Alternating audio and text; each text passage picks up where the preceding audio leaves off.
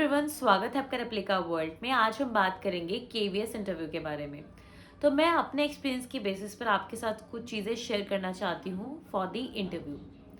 देखिए, सबसे इम्पॉर्टेंट चीज़ ये है कि रिटन एग्जाम क्वालिफाई कर लेते हैं तो आपके अंदर एक ओवर कॉन्फिडेंस आ जाता है कि अरे मैंने रिटन क्वालिफाई कर लिया तो इंटरव्यू क्या चीज़ है, मुझे ज़्यादा तैयारी की ज़रूरत नहीं है और मैं आराम से इंटरव्यू को क्रैक कर सकती हूँ या कर सकता हूँ।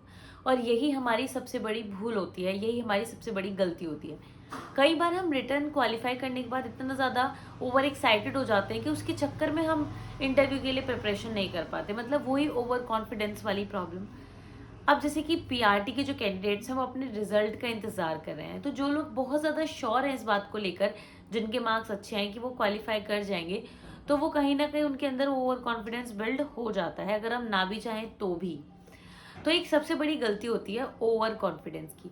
ये ओवर कॉन्फिडेंस तब और बहुत ज़्यादा बढ़ जाता है जब आप पहले से ही कहीं पर पढ़ा रहे होते हैं। तो आपको अगर टीचिंग का एक्सपीरियंस होता है तो आपको और भी लगता है कि अरे मुझे क्या ज़रूरत है डेमो के लिए तैयारी करने की, या मुझे क्या ज़रूरत है इंटरव्यू की तैयारी करने की, मुझे इतने साल का एक्सपीरियंस है टीचिंग का, मैं तो आराम से उसको कैरी ऑन कर सकती हूँ। बट यहाँ पर हम यही सबसे बड़ी गलती करते हैं। चलिए बात करते हैं कि इंटरव्यू में पूछा क्या जाता है और उसके अकॉर्डिंग हमें तैयारी कैसी करनी चाहिए, करनी भी चाहिए या नहीं करनी चाहिए। अगर हम एक्सपीरियंस लोगों की बात करें तो देखिए, इंटरव्यू में हमें कुछ नहीं पता होता कि वो किस डायरेक्शन में इंटरव्यू को लेकर जाएंगे। कई बार क्या होता है कि हम आसपास के सवालों की प्रैक्टिस कर कर जाते हैं, जैसे कि अगर आपकी दूर पोस्टिंग हो गई तो क्या होगा, आपको ये सिचुएशन दी जाती है तो आप कैसे रिएक्ट करेंगे, इस तरीके के सवालों की तैयारी कर कर हम जाते हैं और वो ऐसे क्वेश्चन पूछते ही नहीं है, वो सब्जेक्ट पर स्टिक करते हैं। कई बार ऐसा होता है हम सब्जेक्ट के बारे में पढ़ के जाते हैं और वो सब्जेक्ट के बारे में बहुत कम पूछते हैं और बाकी चीज़ों पे उनका ज़्यादा ध्यान होता है। तो इसलिए हमें नहीं पता होता कि वो इंटरव्यू को किस डायरेक्शन में लेकर जाएंगे, इसीलिए प्रैक्टिस करना, तैयारी करना बहुत ज़्यादा ज़रूरी है। चाहे आपको कितने भी साल हो गए हो पढ़ाते हुए, चाहे आपके रिटर्न में कितने भी अच्छे मार्क्स हो, यू रिक्वायर प्रैक्टिस। आपको प्रैक्टिस की ज़रूरत है, आपको तैयारी की ज़रूरत है इंटरव्यू में। अब जैसे कि हमें पता है कि इंटरव्यू के दो भाग होते हैं, जिसमें एक में डेमो होता है और दूसरे में क्वेश्चनिंग होती है। अब ये दोनों ही पार्ट्स इक्वली इंपॉर्टेंट है क्योंकि दोनों ही 30-30 मार्क्स कैरी करते हैं। अब यहाँ पर चाहे आपके रिटर्न में कितने भी अच्छे मार्क्स हो, इंटरव्यू ये डिसाइड करता है कि आपका सिलेक्शन होगा या नहीं होगा। तो इस भ्रम में रहना बंद कर दीजिए कि अगर रिटर्न में हमारा बहुत अच्छा हमने किया है तो इंटरव्यू में हमें कुछ करने की जरूरत नहीं है। अगर इंटरव्यू में अच्छे मार्क्स नहीं आए तो आपका सिलेक्शन जो है लटक सकता है। तो इसलिए बहुत ज़्यादा ज़रूरी है कि आप इंटरव्यू पे इक्वली स्ट्रेस दें और उसकी तैयारी भी करें।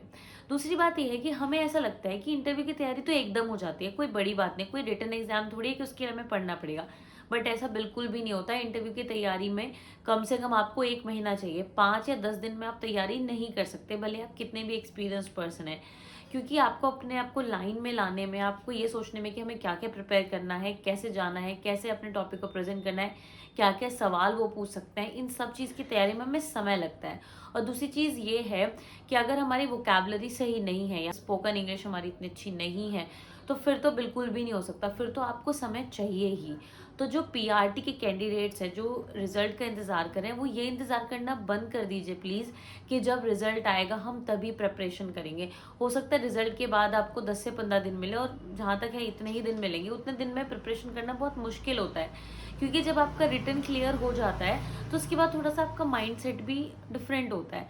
तो अभी से अगर आप तैयारी करके चलेंगे तो आपके लिए प्लस पॉइंट रहेगा और आप उन लोगों से आगे रहेंगे जो कि रिटर्न क्लियर होने के बाद तैयारी करेंगे। तो पीआरटी कैंडिडेट्स प्लीज़ अभी से ही प्रिपरेशन शुरू कर दीजिए, उस दिन का इंतज़ार मत करिए जब आपका रिजल्ट आएगा। अगर आपको लगता है कि आप सिलेक्ट होंगे, आसपास भी हैं, तो प्लीज़ इंटरव्यू की तैयारी आप शुरू कर दीजिए। ठीक है। अब देखिए, दूसरी बात जो आती है वो ये आती है कि जो भी आप डेमो के लिए टॉपिक सेलेक्ट करते हैं, that should be from NCERT, NCERT से होना चाहिए। ठीक है, बट आप ये बिल्कुल मत सोचिए कि अगर एनसीईआरटी से आप टॉपिक लेते हैं तो वो सिर्फ उतना ही पूछेंगे जितना उस क्लास की एनसीईआरटी में दिया हुआ है। वो अपर लेवल का भी पूछ सकते हैं। अगर आप पीआरटी के टीचर के लिए जा रहे हैं तो ऐसा नहीं है कि वो आपसे साइंस में या मैथ्स में टीजीटी लेवल का नहीं पूछ सकते, वो बिल्कुल पूछ सकते हैं, उनका राइट है, क्योंकि आप तो टीचर है ना, तो आपको तो पता होगा ना। तो ऐसा नहीं है कि अगर आपको कोई एक पर्टिकुलर सम आप बच्चे को करा रहे हैं तो उसका ऊपर लेवल का वो नहीं पूछ सकते। जैसे कि मेरे साथ ये वाली चीज़ हुई थी कि मैं मतलब डेमो के लिए मैंने एक फंगस का एक टॉपिक लिया था।